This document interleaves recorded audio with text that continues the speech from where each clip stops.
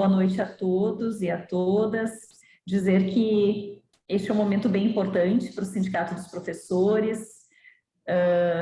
Esse tema, professora Neuza, é bem caro para nós do sindicato. Ele está ligado à história do Sindicato dos Professores.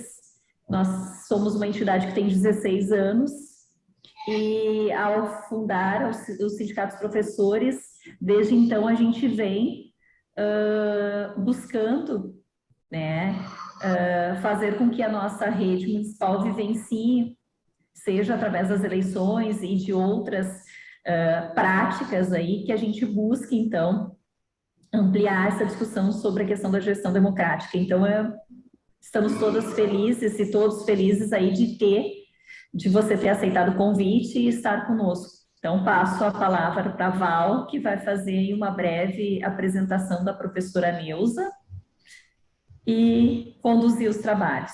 Então, que possamos ter aí uma noite... A Luciana já fez quase tudo, né? Ela só concluir que a professora Neuza, né, Chaves Batista, professora doutora da Universidade Federal do Rio Grande do Sul, né, que vem fazer essa conversa com a gente sobre gestão democrática, né, impasses, normas, né, normas legais, enfim.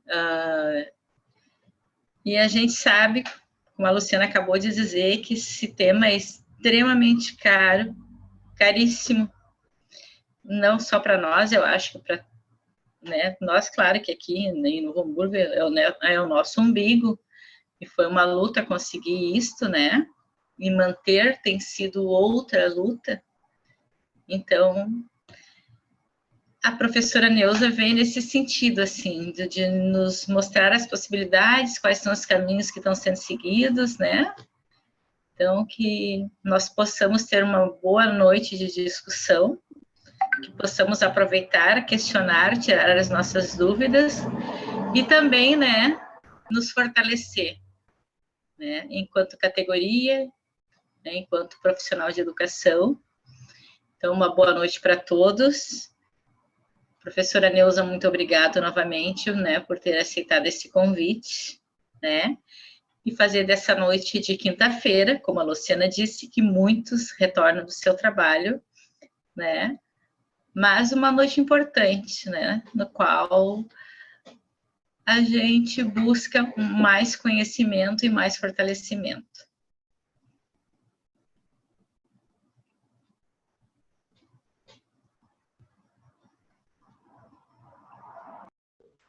Professora Neuza, seu microfone está desligado. Desliguei para não... Bom, então, obrigada, Valderes, obrigada a vocês. Antes de iniciar a apresentação que eu trouxe para vocês e para ir dialogando junto com essa apresentação, só agradecer realmente também, porque eu estudo a gestão democrática como pesquisadora mesmo desde 2000. Então, já são 21 anos, né, estudando gestão democrática, e às vezes as pessoas perguntam, poxa, mas ainda gestão democrática? Sim, ela ainda não existe, né? Então, enquanto ela não existir, eu vou estar estudando e tentando mostrar o valor que tem, né, uma escola pública gerida democraticamente, quais são as implicações que isso tem com, inclusive, uma educação de qualidade, né, que nós todos e todas desejamos. Mas, enfim, então, eu acho que a gente pode começar a apresentação, e aí eu vou conversando com vocês com a apresentação e vou trazendo mais elementos junto com a apresentação.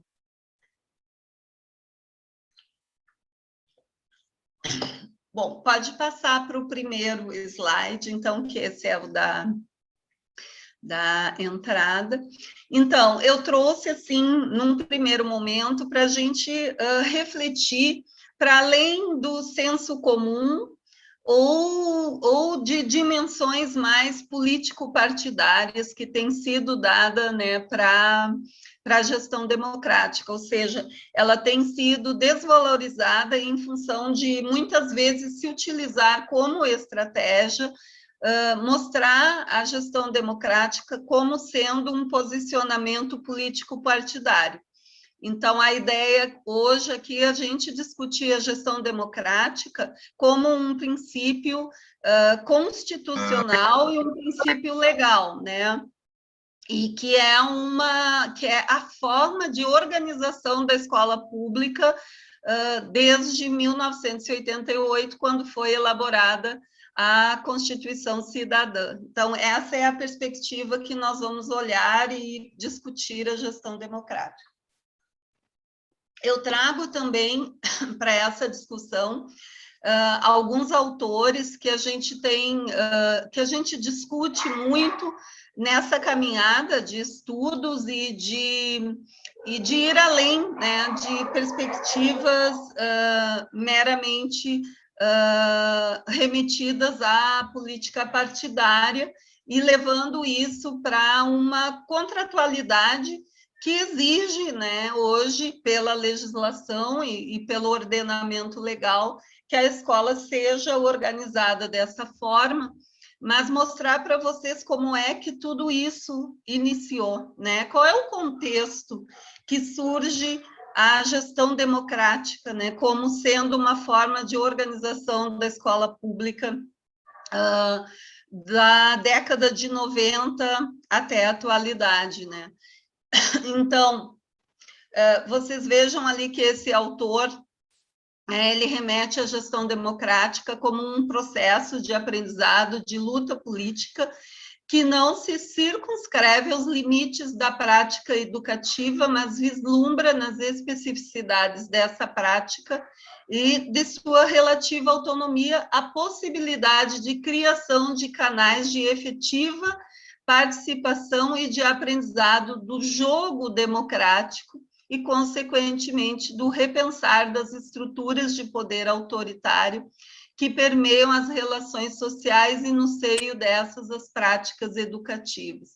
Quando se pensou isso, era no momento, lá na década de 80, quando nós ainda estávamos vivenciando um processo de saída de uma ditadura civil-militar, onde as instituições públicas, elas eram todas geridas de forma centralizada e autoritária, né? Porque era essa forma que o regime militar atuava frente à gestão das instituições públicas.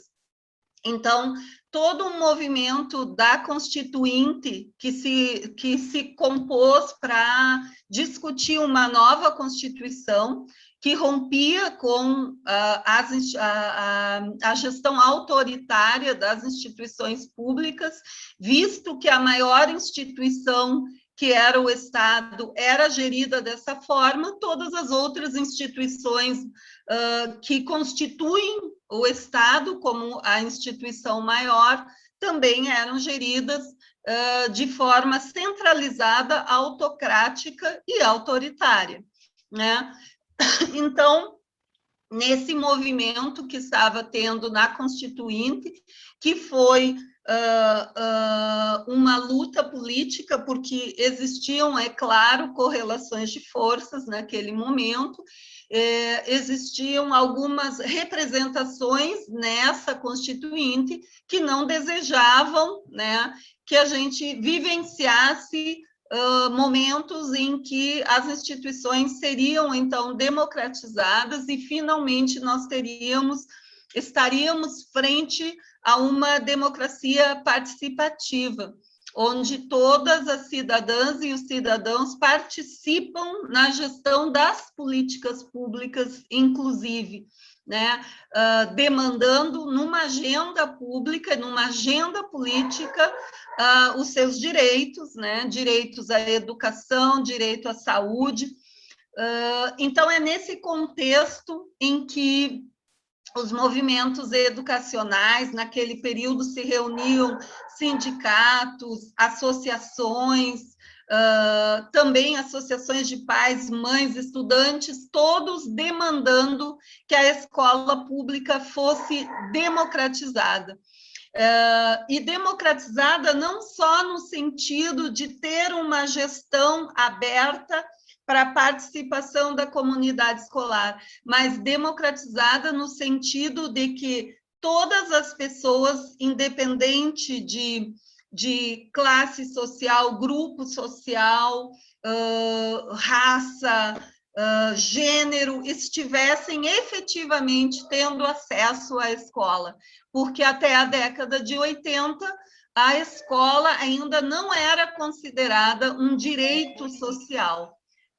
E, dessa forma, não existia ainda uma legislação, não estava no ordenamento legal a ideia de que o Estado devesse garantir, né, o acesso à educação a todas as pessoas. Então, vai ser nessa Constituição que também a educação, a escola pública, a educação será reconhecida como um direito de todas as pessoas. Pode passar.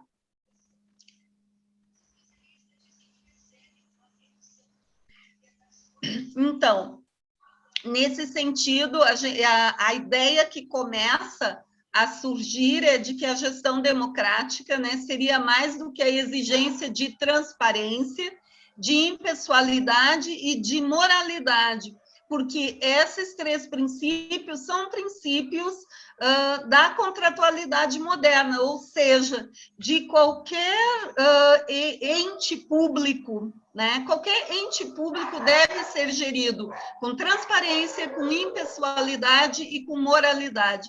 Esses são princípios da contratualidade moderna, ou do chamado Estado democrático de direito. Então, começa a se dizer, né, se pensar a gestão da escola pública, mas não só da escola pública, a gestão das instituições públicas, né, que a exigência deveria ser maior do que transparência, impessoalidade e moralidade. Então, ela se expressaria tanto na vontade de participação, que se revelou lá na sociedade civil, que são esses movimentos sociais, esses movimentos educacionais que lutaram na Constituinte para que o direito à educação fosse reconhecido e que a gestão da escola fosse democrática, porque ela garantiria, assim, esse direito à educação que passou a ser um direito social. Então, essa sociedade foi se organizando num primeiro momento, num confronto com aquele regime civil-militar que se instalava já há 20 anos, e também, a partir disso, a ideia era reverter a tradição que confunde os espaços públicos com os espaços privados. O que quer dizer isso? Significa que até esse momento o espaço público ele era apropriado pelo privado, uma vez que a cidadania nacional, ou seja, os cidadãos e cidadãs de um Estado não tinham acesso à informação, não tinham acesso a direitos. Por quê? Porque essas instituições que deveriam garantir esse bem-estar social para todas as pessoas, elas eram apropriadas por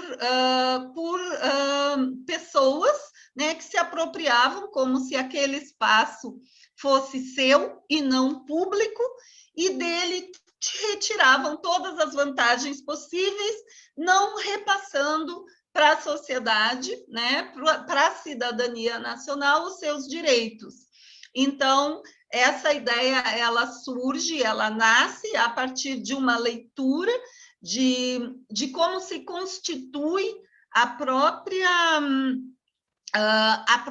noção de política no Estado brasileiro, de política como uma relação política que se dá entre Estado e cidadãos e cidadãs, que seria essa relação, né, histórica de um Estado que é concessor, não é um Estado que garante à cidadania nacional os seus direitos. Na verdade, é a ideia de Estado que concede aos cidadãos e cidadãs os seus direitos, quando a lógica é a outra, né? O Estado ele tem o dever, né, como instituição criada pela sociedade, como pacto social criado pela sociedade, de garantir o bem-estar social, uma vez que é a própria cidadania nacional que garante, inclusive, a estrutura tanto política quanto burocrática e quanto material desse Estado. Quem garante esse Estado é a cidadania nacional, ou seja, cidadãos e cidadãs. Por que eles fazem isso? Eu estou falando da contratualidade moderna, de como se constitui o Estado moderno e como nós, como pessoas que, né, instituíram um Estado nacional com base no Estado democrático de direito, né? Como é que nós fizemos isso e de que maneira essa relação ela retorna para nós, no momento que fizemos um pacto de garantir que esse Estado exista e ele nos retorne o bem-estar social, porque nós, na verdade, é que damos existência a ele, ao Estado. Né? Eu estou falando do Estado como instituição. Bom, pode passar. Vamos para a próxima. Então, nesse período também, então, a ideia de descentralizar, né, a autoridade e a responsabilidade de um bem público diretamente envolvido no trabalho é uma prática democrática e socialmente justa, desde que não se escondam por trás o incentivo e ações de natureza corporativa e tampouco a intenção por parte do Estado de se desfazer de suas obrigações com a população. O que isso significa, essa parte que eu sublinhei para vocês? Se questionava, então, né, no momento em que nós estávamos vivenciando no Brasil, né, todo esse processo de ruptura com um regime que era uma ditadura centralizada, autocrática, as instituições todas eram fechadas, não eram abertas, não se tinha acesso à informação, né? Nesse momento que se iniciou na década de 80, ele vai se encontrar na década de 90 com todo um movimento global, né, de reestruturação da própria sociedade capitalista e de uma reestruturação, inclusive, da significação do papel do Estado. Né? Então, se no início esse Estado ele tinha um papel de garantir o bem-estar social, porque se ele era fruto de um pacto social que criou o Estado democrático de direito, e com isso esse Estado tem o dever de garantir o bem-estar da sociedade, implementando políticas públicas, políticas sociais, para que toda a cidadania nacional tenha acesso ao bem-estar. Na década de 90, começa a base da sociedade capitalista, que é a doutrina liberal. Na década de 90, surge a ideia de um novo liberalismo e que começa a modificar, inclusive, o papel do Estado, principalmente nessa função dele, que é a de garantir o bem-estar social a partir de políticas sociais. Então, nesse momento, a ideia que começa a emergir a partir, principalmente, dos ideólogos do neoliberalismo e que dão base à sociedade capitalista naquele momento, começam a dizer que o Estado não tem que garantir o bem-estar social, e sim a própria sociedade, a partir de uma maior participação no mercado capitalista, que seria esse sim o que deveria garantir o bem-estar social e não o Estado. O Estado teria um papel muito mais de coordenação e não, né, de obrigação de garantir esse bem-estar. Então, essa discussão começa a se fortalecer com as políticas neoliberais que começam a ser incorporadas às agendas dos Estados nacionais, e no nosso não vai ser diferente. E ela, aqui no Brasil, ela começa a ser incorporada no Ministério de Administração e Reforma do Estado, que foi implementado no governo Fernando Henrique, em 1995, e ainda que nós sejamos um Estado federado, no âmbito nacional, isso começa a acontecer também no âmbito dos estados e municípios, que têm autonomia de gestão, mas sofrem também essa influência. Então, começa a se modificar, né, esse papel, justamente quando nós estávamos nos aproximando pela primeira vez da efetivação de uma democracia participativa, quando a cidadania nacional, cidadãos e cidadãs participam mais na produção de agenda política para as políticas públicas a partir de suas demandas, que, na verdade, essas demandas elas precisam ser levantadas, de fato, pelo público-alvo, porque essas são as pessoas que sabem o que elas necessitam enquanto política social. Educação é uma delas, né? Política social. Então, nós começamos a sofrer com isso, né? Na questão da gestão democrática e na gestão democrática das instituições, quando começam, então, a surgir essas outras modalidades, digamos assim, de participação, que não estão relacionadas com a participação que foi demandada lá no período da Constituinte, em 1988, que era muito mais uma demanda relacionada à ruptura com governos autoritários e autocráticos e o acesso da cidadania nacional às políticas públicas através de uma demanda que deveria ser colocada na agenda pública, e esses cidadãos como cidadãos de direitos e não cidadãos que são meros receptores do que o Estado ou os governos querem dar, né?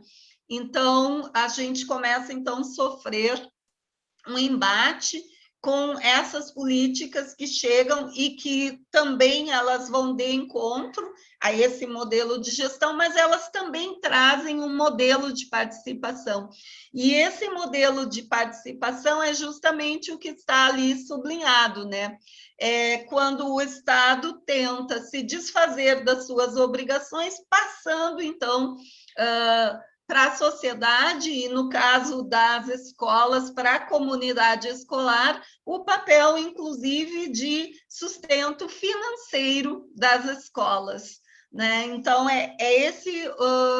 isso começa a ser questionado também, né? Qual o sentido de participação do qual nós estamos falando? É participação democrática, essa ligada a esse momento da própria sociedade brasileira, num momento de luta e de ruptura, né, com um outro modelo societal que estava vigente, ou é esse modelo global agora que retira do Estado a sua responsabilidade com o sustento de algumas instituições públicas, como, por exemplo, a escola pública, né, que é, desde a nascença do próprio Estado, uma instituição que é sustentada pelo Estado, e nesse momento, então, existe essa, digamos assim, uma corrente, e que é também uma corrente política,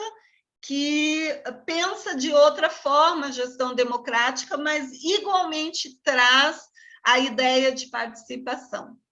Pode passar. Então, o mais importante em um processo de participação são as relações internas, o grau de transparência, o grau de autonomia e responsabilidade dos membros e possibilidade de interferir efetivamente na construção de um plano consensual de ação coletiva. Então, participação é isso, e a ideia, né, que se traz de gestão democrática é justamente construir esse plano consensual de ação coletiva, pensando na escola como um bem público, ou seja, a escola não é de ninguém, é de todos, né? A escola é da comunidade escolar, a escola é do professor, da professora, do estudante, dos pais, da comunidade local que está ali, porque ela é um bem público. Então, a ideia de que todos precisam, para que eles se sintam partícipe num projeto que é público e que é um bem público que pertence a todos, eles têm que participar na construção do plano consensual dessa escola, participar na escola, mas não participar na escola como nós tínhamos antigamente, que os pais, mãe e pai, eram chamados para a escola para ajudar nas questões materiais da escola, ou fazer uma pintura, ou fazer... Não, aqui está se falando de uma participação efetiva, né, na gestão administrativa, pedagógica e financeira da escola, porque uma pessoa, ela só se sente pertencente a algo quando ela dá sentido a esse algo. Então, para que a comunidade escolar se sinta pertencente àquela comunidade, ela tem que dar sentido à escola, ela tem que dar sentido ao projeto da escola, o projeto que é construído na escola, que é um projeto que vai ter processo de conflito, mas esse conflito vai chegar a um consenso mínimo, que é preciso para ter uma ação coletiva. No momento que se tiver isso, aquela comunidade vai se sentir pertencente a algo. Aquilo que foi construído coletivamente, e eu participei. É isso que vai fazer da pessoa, da comunidade escolar e local, se sentir pertencente àquela escola, e que aquela escola é de todas as pessoas, não é de uma pessoa, não é nem da diretora, nem do diretor, nem do professor, nem da professora, nem dos pais, ela é de todos, porque ela é um bem público. Então, podemos passar. Bom, eu trago, então, também o que dá legitimidade à gestão democrática, ou seja, o ordenamento legal, né, que é fruto de todo esse processo que eu falei para vocês, lá da década de 80 ainda, em que se lutava pela democratização das instituições públicas, dentre estas, a escola pública, e democratização não só no sentido de gestão, mas de democratização da própria organização escolar e do acesso e permanência à escola pública de todas as pessoas, ou seja, de todas as classes, de todos os grupos, de raça, gênero, etnia, todos deveriam estar na escola. Por quê? Porque até a década de 80, a escola, como ela não era... não existia a legislação que tornava o Estado obrigatório a garantir a vaga para todas as pessoas, não tinham acesso todas as pessoas. Então, grupos sociais não frequentavam mesmo a escola pública. Eram poucas pessoas que tinham acesso mesmo à escola pública. Então, aquele momento também foi de luta pela democratização do acesso e permanência na escola pública. E um pouco mais adiante, quando a escola começa a se democratizar, começa-se, então, a demanda e luta pela qualidade da escola pública, qualidade do processo de ensino e aprendizagem, qualidade da infraestrutura escolar, qualidade dos materiais utilizados. Começa a luta por isso, e essa luta existe até hoje, né? Porque a escola pública ainda é bastante deficiente em muitas dimensões para garantir qualidade aos seus alunos e alunas. Pode passar.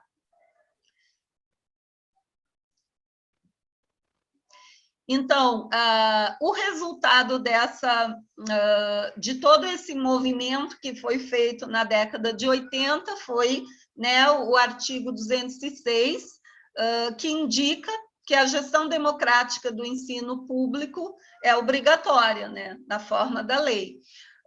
Um detalhe é que nessa disputa, digamos, que ocorreu entre representações de partidos políticos e grupos que estavam também demandando, e movimentos sociais, os representantes, por exemplo, das escolas privadas, naquele momento em que se escrevia o capítulo relativo à educação, eles demandaram que deveriam ficar fora do princípio constitucional de gestão democrática, e foram bem representados, naquela época, pelo que existe até hoje, que é um grupo de representantes que se reúnem num, digamos assim, quase conchavo, que a gente chama de centrão, que até hoje existe, né? E conseguiram, então, retirar as escolas privadas desse princípio constitucional, e também existia uma outra demanda, que era que os professores e professoras das escolas privadas tivessem plano de carreira. Também foi retirado. Então, o princípio constitucional de gestão democrática do ensino público, ele é válido para as escolas públicas. Ele foi, então, regulamentado em 1996 pela Lei de Diretrizes e Bases da Educação Nacional, né? Então, a gente tem lá no artigo 3º, né, que a gestão democrática do ensino público será administrada e conforme a legislação dos sistemas de ensino. Então, pode passar a próxima, que eu vou falar um pouquinho da legislação dos sistemas de ensino, que está aí. Então, aí, o artigo 14, um outro detalhe que a gente deve saber é que foi a partir da Constituição de 1988 que os municípios se tornaram entes federados autônomos. A partir dali, então, os municípios tinham autonomia de gestão dos seus sistemas de ensino, o que não ocorria até então, porque até a década de 80, os sistemas de ensino tinham redes de ensino que eram regulamentadas pelo Sistema Estadual de Educação a partir dos seus conselhos estaduais de educação. Os municípios não tinham ainda autonomia para fazer gestão dos seus sistemas de ensino, ter plano de carreira para os professores e professoras.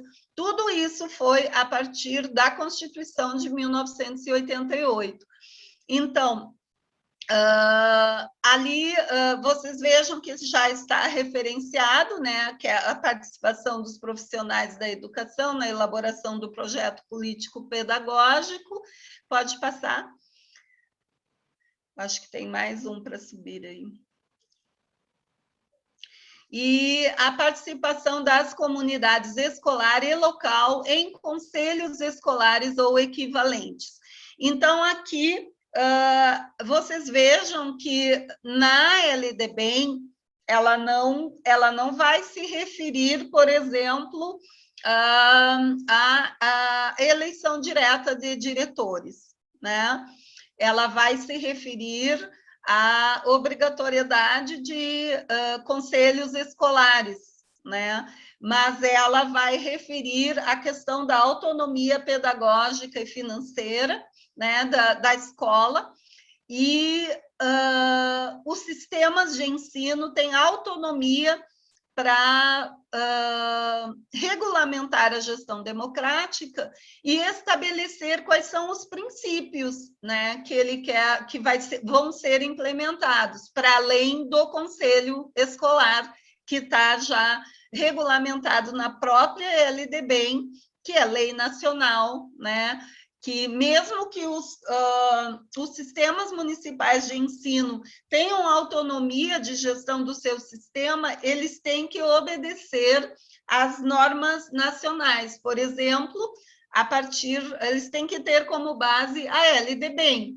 né? Então, a LDBEM está regulamentando a gestão democrática e a eleição de diretores e diretoras, ela vai ficar como um dispositivo a ser implementado na Lei de Gestão Democrática no âmbito dos estados e municípios, que são entes federados autônomos.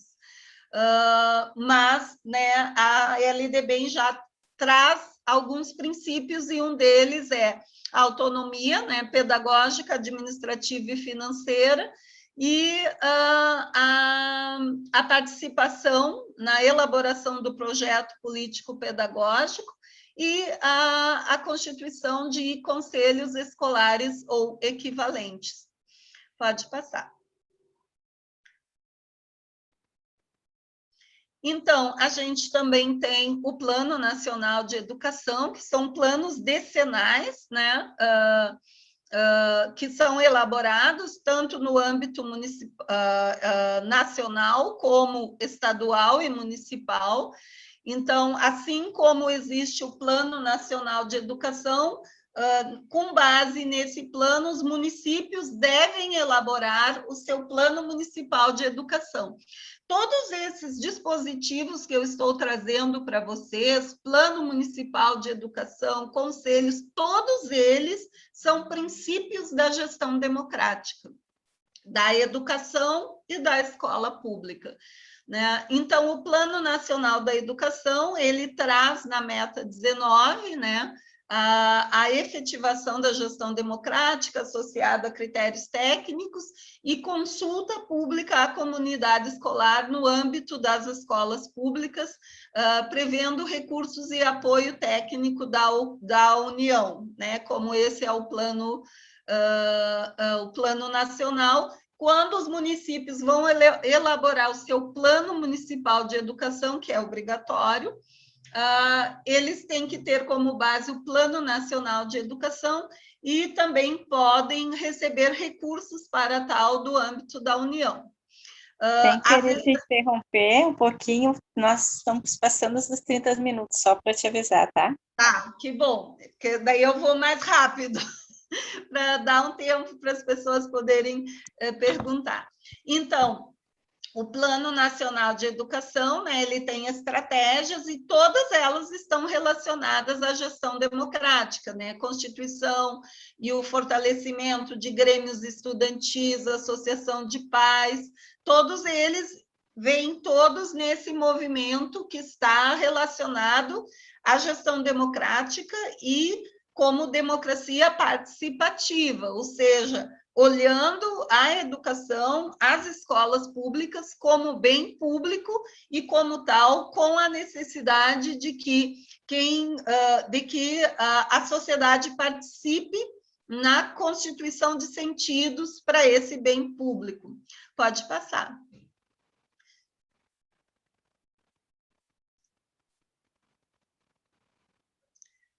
Tá, aqui eu acho que a gente pode até pular, esse aqui é só para... Eu gostaria que você, mais uma vez, chamar a atenção que estimular a constituição e o fortalecimento de conselhos escolares e conselhos municipais de educação, porque depois eu vou falar um pouquinho na parte da legislação de Novo Hamburgo, mas que esse é uma das diretrizes da gestão democrática.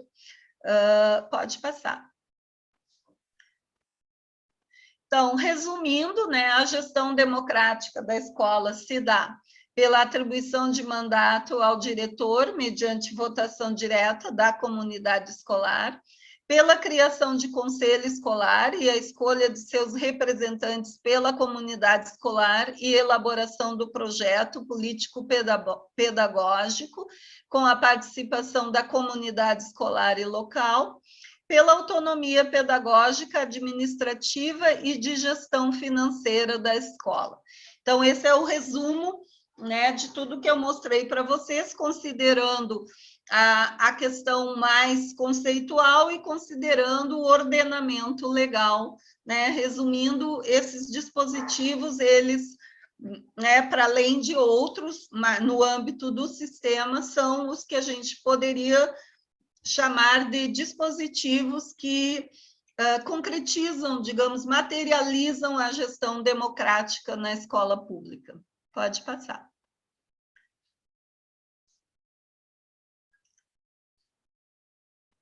Então, a gestão democrática das escolas públicas municipais de Novo Hamburgo, né? Isso aqui eu fiz uma consulta à legislação de Novo Hamburgo.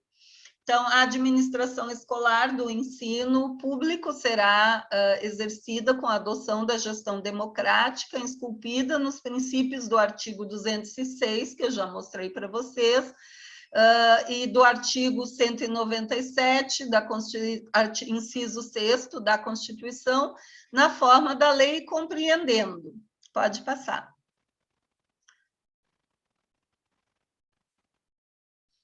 Então, a gente agora vai ver um pouquinho sobre a eleição de diretores, né, em Novo Hamburgo, né? Eu já obtive informações agora das gurias que vocês estão no processo e que esse processo se finda em dezembro, né?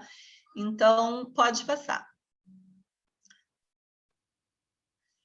Então, aqui, pela legislação, ela cumpre o que a gente viu anteriormente, de quais seriam as diretrizes que garantiriam a gestão democrática. Então, o processo é de eleição direta para escolha e nomeação e exercício de função das escolas da rede pública. E uma das coisas que eu observei na legislação é que ela traz um elemento que, digamos assim, retrocede, porque ela priva, né, segmentos da comunidade de participar na eleição direta, né, como as famílias, né, não estão mais podendo fazer a escolha da direção escolar, do diretor, da diretora escolar. Pode passar. Isso nós chamaríamos de um retrocesso na gestão democrática. Tá. Então, aqui estão as regras, eu botei assim, só para vocês já sabem, eu acho que isso é um processo que está ocorrendo, já estão mais sabedores do que eu estou simplesmente pegando a norma legal de vocês, eu não sei como o processo está ocorrendo, espero ouvi-los depois, mas aqui estão as normas, e dessa normatização, digamos assim, o que eu ressalto é isso, é que é o retrocesso na participação da comunidade escolar, que é isso que dá sentido à gestão democrática, que dá legitimidade, inclusive, né, à eleição direta. Pode passar.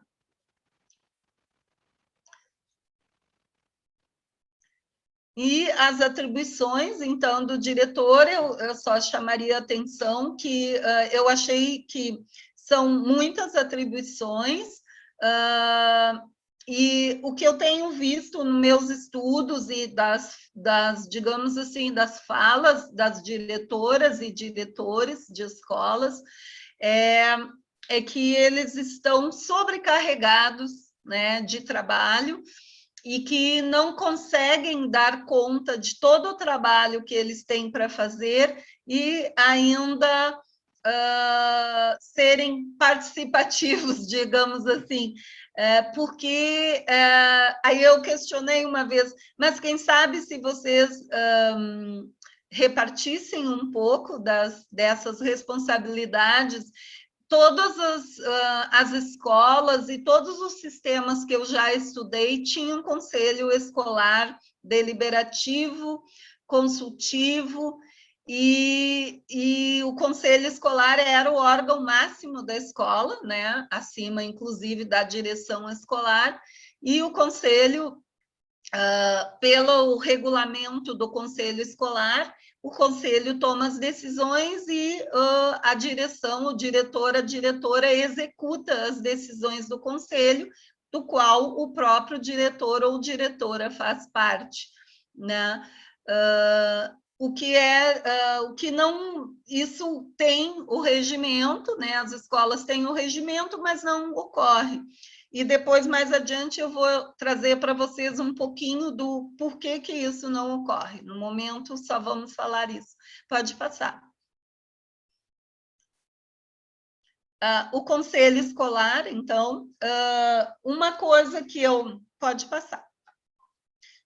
Uma coisa que eu vou salientar é que eu achei de vocês, na legislação de vocês, aqui, então, as atribuições de todos os conselhos de educação, todos eles fazem parte, são princípios da gestão democrática, tanto os conselhos estaduais, municipais, conselhos escolares, porque eles... são entes que garantem a representatividade da comunidade escolar, e no caso dos conselhos de educação, da comunidade escolar, da sociedade, né? Então, por isso, os conselhos alguns são normativos, eles regulamentam legislação educacional, o conselho municipal, eles também são fiscalizadores, os conselhos, por exemplo, estaduais, eles são muito mais, pela tradição, eles são regulamentadores da legislação, e os conselhos municipais, eles, além de regulamentadores, são também fiscalizadores. Os conselhos estaduais também, mas não têm exercido tanto esse papel. E os conselhos escolares, a mesma coisa, eles teriam um papel de deliberativo, consultivo e fiscalizador, né, da gestão escolar, pela legislação. Então, podemos passar.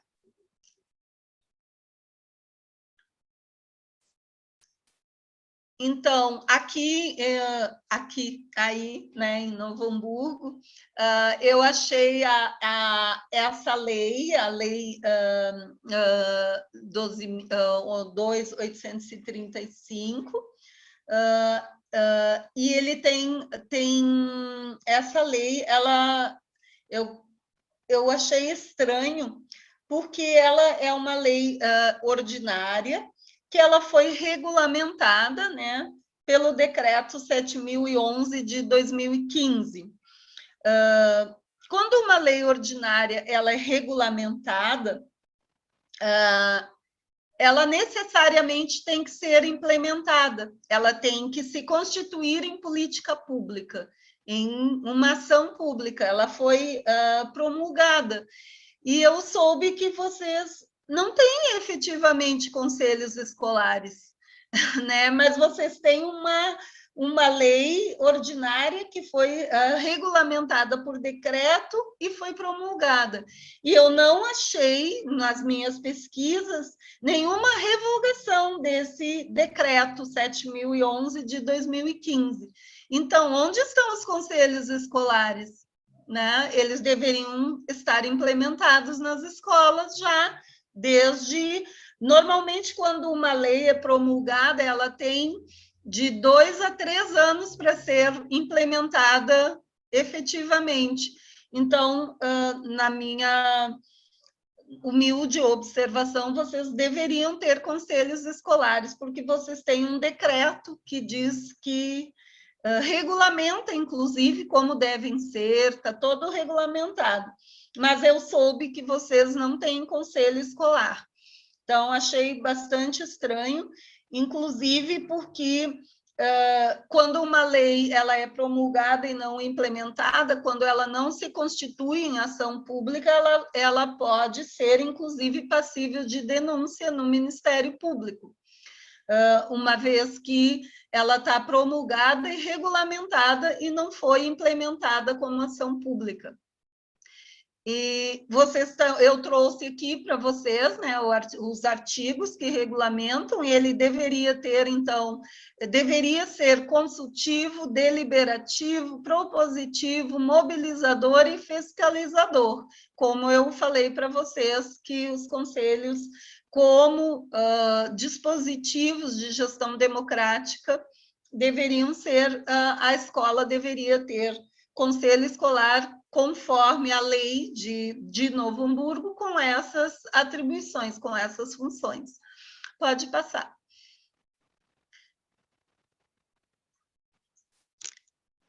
Aqui, então, vocês veem o que eu estou mostrando para vocês, toda a regulamentação do conselho, ele deve ter estatuto, participar na organização do calendário escolar, criar e garantir mecanismos.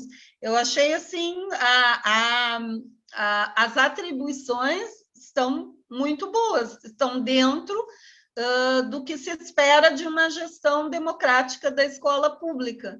Contudo, por enquanto, ela está só no âmbito da legislação, ela não saiu, ainda não se efetivou como uma política pública, o que é muito estranho para mim como pesquisadora. É outra coisa que eu não tinha ainda visto, uma lei regulamentada e não ter um conselho implementado, pelo menos para dar conta de caso exista uma fiscalização, dizer assim, não, nós já iniciamos, tem uma escola que tem conselho escolar, agora vamos implementando, né, aos poucos nas outras escolas, porque é assim que funciona a lei. Quando ela é promulgada, se tem um tempo para ela ser implementada. Então, nenhum município, nenhum estado, e mesmo a legislação nacional precisa imediatamente implementar, mas tem um prazo. Né? Ela tem um prazo de 3 anos, máximo 4 anos tem que estar implementada. Então, tem que iniciar um processo de implementação da ação pública, porque ela já está promulgada. Enfim, então, isso é uma coisa para ser pensada. Pode passar. Então, finalizando já, né, os problemas atuais da gestão democrática da escola pública, nós temos, então, nos meus estudos que eu tenho feito, se aponta confronto entre 3 modelos de gestão. A gestão patrimonialista, que é aquela gestão que confunde o bem público com o bem privado, centraliza as decisões na escola e não compartilha informações, tratando o bem público como se fosse um bem pessoal. A gestão democrática, né, que é um modelo de gestão que eu falei para vocês, que nasce lá na década de 80, com os movimentos educacionais que requereram, então, a democratização da educação e a gestão democrática da escola pública, associando educação e democracia participativa. E a gestão gerencialista, que é o modelo que chega ao Brasil na década de 90, que eu também comentei com vocês, a partir das novas um novo desenho do próprio papel do Estado, né, do Estado Nacional, em relação às políticas sociais, a garantia de políticas sociais em que a gestão gerencialista, então, é um modelo de gestão do setor privado que começa, então, a invadir o setor público, uma vez que a recomendação é que o setor privado comece a dar conta de garantir o bem-estar social ao invés do Estado, né?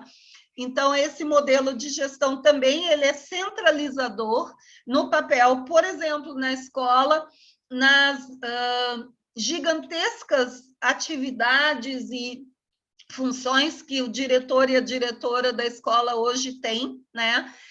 Muito em função desse novo modelo de gestão gerencialista que é adotado também, é um projeto político também, né? Então, portanto, ele também está relacionado com quem gere o município, quem gere o estado, quem gere o país, né? Em relação ao que projeto político essa gestão está adotando. Então, esse projeto político adota a gestão, o modelo de gestão do setor privado para gerir o setor público, né? Utilizando da ideia de que o setor privado é mais eficiente e que o setor público não sabe gerir, né? E que a ideia seria, então, começar a privatizar o público, e iniciando essa privatização com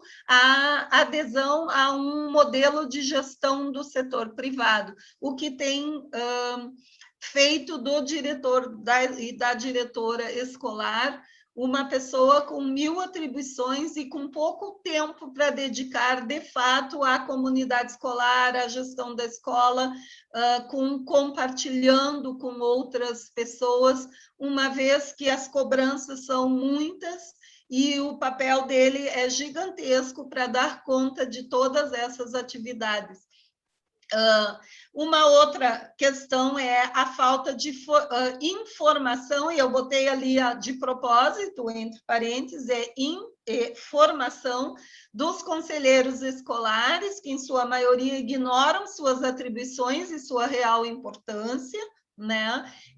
Como gestores também dentro da escola, uma vez que eles ocupam um papel de tomada de decisão, mas eles ainda não se deram conta disso, essas pessoas que ocupam os cargos de conselheiras e que não são atores escolares institucionalizados, eles ainda não têm noção do que é o conselho escolar, o que significa ele na organização da escola pública.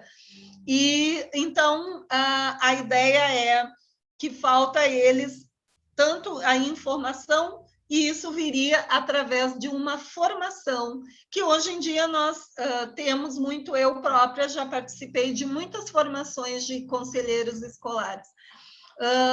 E centralização da gestão da escola na direção escolar, muito fruto desse confronto entre modelos de gestão, que confunde o próprio gestor escolar, se confunde e fica com muitas atribuições, e termina ele próprio centralizando, porque é mais fácil ele resolver essas questões, ele ou ela. Pode passar.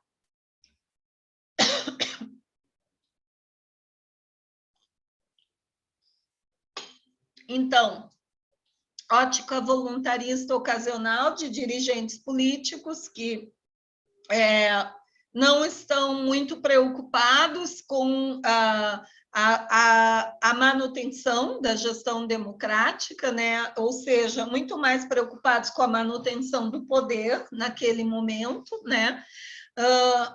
E isso torna a orientação casuística na tomada de decisões, de implementar os dispositivos de gestão democrática, ou seja, vou me preocupar com esse momento que eu estou aqui, né?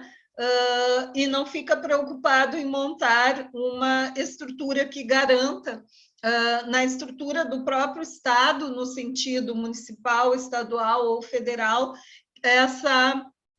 esses dispositivos que vão garantir a gestão democrática com o exercício da participação. Porque as pessoas, se elas não participam, elas não vão aprender a participar, porque participar é um exercício pedagógico. A gente aprende a participar participando. Se ela está privada, não está participando desse ente público, que é a escola pública, ela nunca vai aprender a participar em outros espaços. E aí nós teremos sempre uma sociedade que centraliza poder, que é autocrática nas instituições, porque as pessoas não aprenderam a participar, não dão sentido à participação, porque elas não participam nas instituições que efetivamente elas deveriam estar participando. E inexistência, então, de eleição direta para diretoras e diretores em alguns municípios por falta de legislação local e, obviamente, né, pela própria ótica voluntarista que está ali, ocasional, dos dirigentes políticos, que ainda preferem que a direção escolar seja de livre nomeação e um cargo de negociação política, de troca política, né? De troca de favores, de clientelismo, que está muito relacionada ainda com a gestão patrimonialista das instituições. Eu acho que terminaram. Tem mais? Então, aqui eu trouxe 3 questões, né? Limites e possibilidades, para que a gente possa pensar, né? Quais são as contradições vivenciadas na escola, processo de eleição de diretoras e diretores, conselho escolar, recursos financeiros, os segmentos da comunidade escolar, eles participam no processo de gestão democrática, na conselho escolar, eleição de diretor, elaboração de PPP, regimento escolar. Vejam que gestão democrática é todo um movimento, não é unicamente uma coisa, não é só a eleição de diretor e diretora, é toda uma organização para que funcionem esses dispositivos dentro de uma organização democrática, não só, né, um dispositivo. E em que medida a gestão democrática assegura, então, melhor qualidade no acesso, permanência e aprendizagem na escola pública? Pode passar, eu acho que agora é o último, Então, para mim, gestão democrática é uma construção de democracia sem fim. Essa é uma paráfrase do Boaventura de Souza Santos, que diz: a democracia ela não vai se concretizar nunca, ela tem que ser concretizada todos os dias, porque ela é uma construção sem fim, né? Ela tem que ser significada todos os dias. Então, a luta é diária, é todos os dias dando significado para a democracia e para a gestão democrática, né, a partir dos seus dispositivos e de uma organização justa da escola pública. Só isso vai garantir, então, que a gestão democrática seja tomada pelos sujeitos, né, como sendo um lugar, um espaço, um ente seu e de todas as pessoas, e que ela deve ser significada todos os dias, né? Ou seja, todos os dias participando e trazendo sentido para a gestão democrática. Eu acho que agora eu concluí.